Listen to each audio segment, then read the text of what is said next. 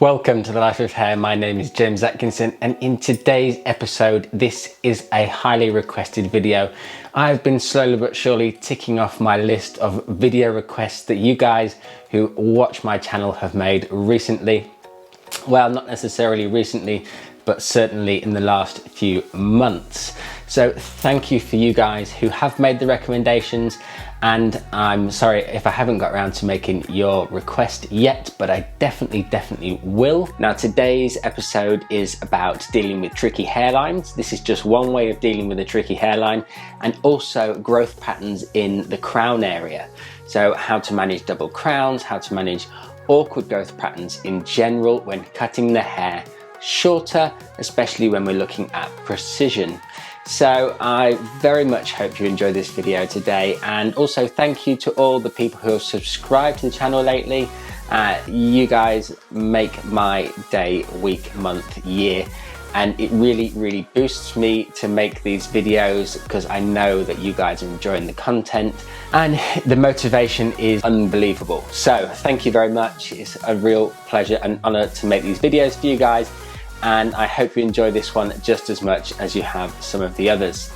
Don't forget though, share this with your friends if you enjoy it. Subscribe if you've just joined us. Smash that thumbs up button. First things first, let's talk about what we've done here. I've cut my haircut, the graduation part and the sides, and I've simply left a triangle section that covers a double crown. I'm not going to connect it in at this point. I'm going to dry the hair before I go forward and cut this area. This is because I want the hair to sit in its natural fall, and I want to see what volume the crown creates before I cut this hair. There's my overhang.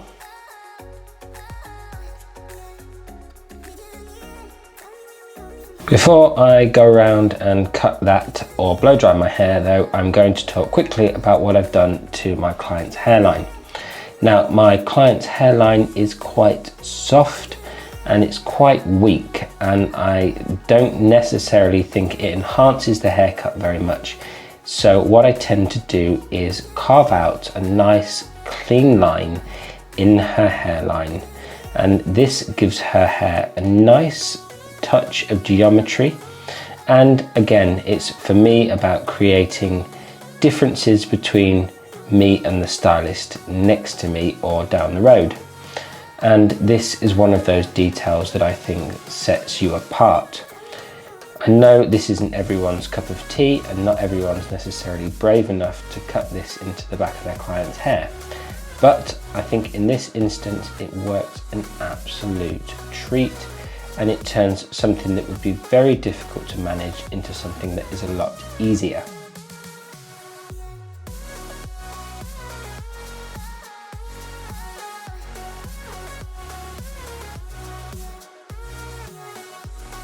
Blow dry the hair now using a wrap drying technique. We really want the hair to fall within a natural fall. This will give us the best results when our client comes to styling her hair herself, because they're not likely to put tons and tons of root lift into it, and if they do, well, at least we would have allowed for some root lift. So natural lift is paramount for me, so using this wrap drying technique is all I need to do. Paying special attention to keep the hair in natural fall at all times.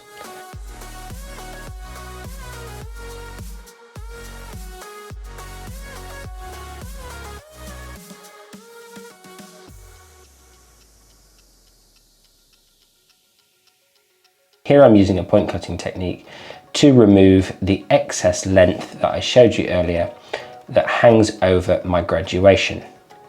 Now, I now know that in this particular area, the hair will be sitting with its natural fall in its natural volume, and I can confidently remove the length using a point cutting technique that will create a beautifully soft blend between my top part of my haircut and my graduation underneath, giving me absolutely seamless results. And then to add to that, knowing that when my client comes to style her own hair, she will have absolutely seamless graduation. And that is the finished graduation right there. An absolute beauty in my book, a classic look using some modern tips, tricks and tweaks. I hope you've enjoyed it, and don't forget to leave your comments down below of any haircut tutorials that you'd like me to make, and I will add them to my list of current tutorials that I am working through. I'll see you again next week for another episode of The Life of Hair.